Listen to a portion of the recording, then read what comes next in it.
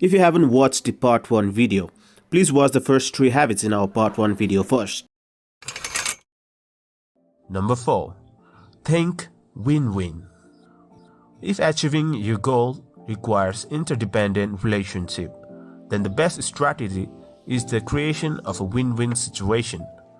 Covey categorizes human interaction with 6 paradigms. Number 1. Win-win. Both sides wins, agreements, solutions, strategies are meant to be beneficial to both parties. Number 2. Win-lose. I win is equal to you lose.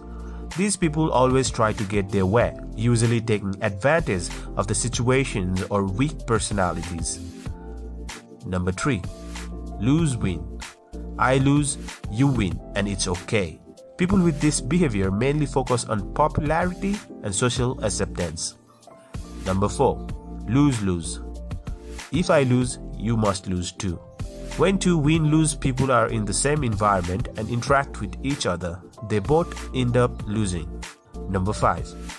Win. As long as I win, it's okay. People with this mentality don't care if the other people lose or not. What matters is that they win.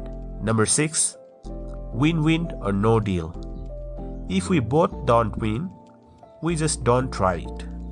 As mentioned above, achieving the first paradigm has biggest positive effects. Paradigm 2 and 4 have always been negative effects in the long run for both sides. However, there are some cases in which paradigms 2 and 3 may be suitable too, depending on the reality. Paradigm 5 doesn't always guarantee the success.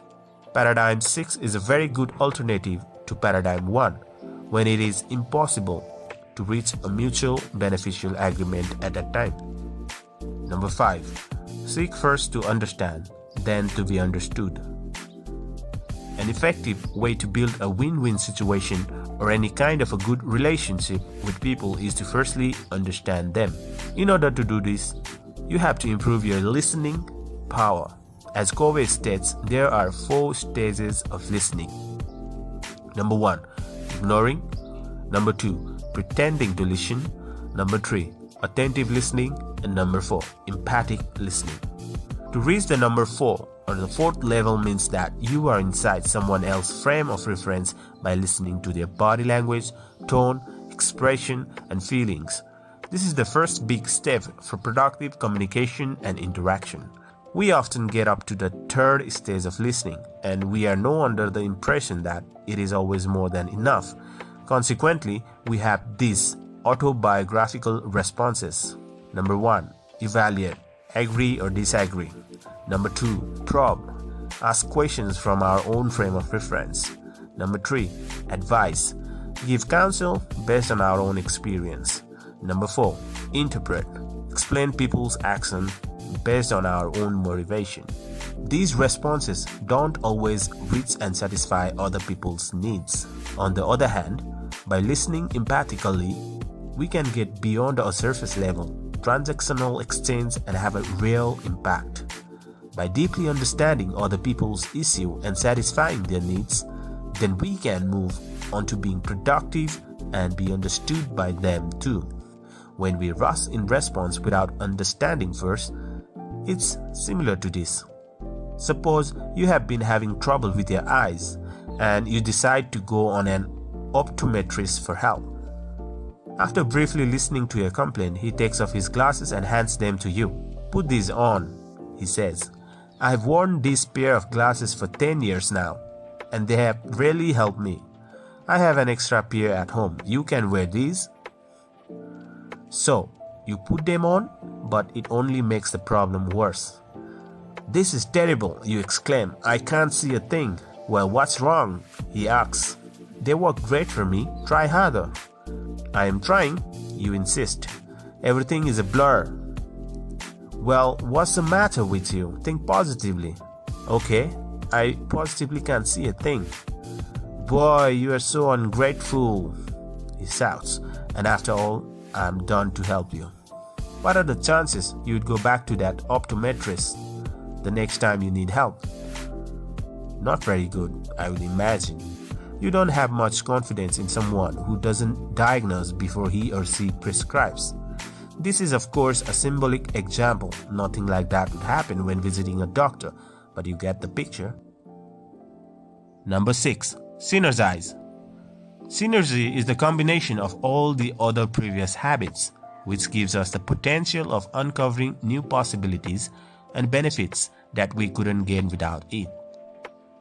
When we try to accomplish something by ourselves, sometimes it's very hard, takes too much time, or just it's impossible and not worthwhile. However, if we synergize, not only we do have the capability of achieving it, but we can make the most out of it as well. A simple example would be two persons trying to get the apples from a tall tree. Individually, they would spend too much energy to get them, or maybe it would be impossible due to the height. In that case, if we symbolize each person as one, then we have 1 is equal to 0 and 1 is equal to 0. On the other hand, if they synergize by one of them carrying the other one on his shoulder, then they would reach as many apples as they want. In that case, we have 1 plus 1 is equal to infinite. Imagine that even our body uses different substances and they all synergize so they can keep up with constantly satisfying countless biological and vital needs. The power of synergy is immeasurable, like a miracle. As Covey states, synergy is the essence of principle-centered leadership. It is the essence of principle-centered parenting. It catalyzes, unifies, and unleashes the greatest powers within people. All the habits we have covered prepare us to create the miracle of synergy. So, what is synergy? Simply defined, it means that the whole is greater than the sum of its parts. It means that the relationship which the parts have to each other is a part in and of itself. It is not only a part, but the most catalytic, the most empowering, the most unifying, and the most exciting part. Number 7. Sharpen the saw. As Covey states, habit number 7 is taking time to sharpen the saw. It surrounds the other habits on the 7 habits paradigm because it is the habit that makes all the other possible. The author also claims that a person's nature consists of 4 dimensions: physical, spiritual, mental, and social or emotional. In order to be effective, we must invest some time to renew these dimensions so we can increase our potentials in practicing each habit.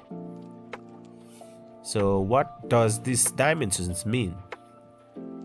Physical dimension focuses on improving your health by exercising your body, eating the right kind of foods, and get sufficient rest and relaxation. This way, you develop habit number 1, muscles of proactivity. The paradigm of yourself, your self-esteem, your self-confidence, and your integrity will be profoundly affected. Spiritual dimension focuses on renewing your spirit by providing leadership to your life. This one develops habit number 2. It is your core, your center, and your commitment to your value system. For example, by reading, meditating, or communicating with nature, you feel renewed, strengthened, centered, and recommitted to serve. Mental dimension focuses on renewing your mental health by continuing expanding your mind. This dimension develops habit number 3. It is a fact that most of our mental development and study disciplines comes through formal education. After it's finished, we don't explore new subjects, and we often become victims of the media and the values taught through them. Wisdom in watching the media requires the effective self-management of habit number 3, which enables you to discriminate and to select the informing, inspiring, and entertaining programs which best serve and express your purpose and values. Social or emotional dimension focuses on renewing yourself socially by developing meaningful relationships. This dimension helps you practice habit number 4, 5, and 6 by interacting with other people, finding win-win solutions to your issues, understanding others, and synergizing by finding mutually beneficial third alternatives. Last but not the least, balance is the key. As Covey states, the self-renewal process must include balance renewal in all four dimensions of our nature: the physical, the spiritual, the mental, and the social or emotional. Although renewable in each dimension is important, it only becomes optimally effective as we deal with all four dimensions in a wise and balanced way.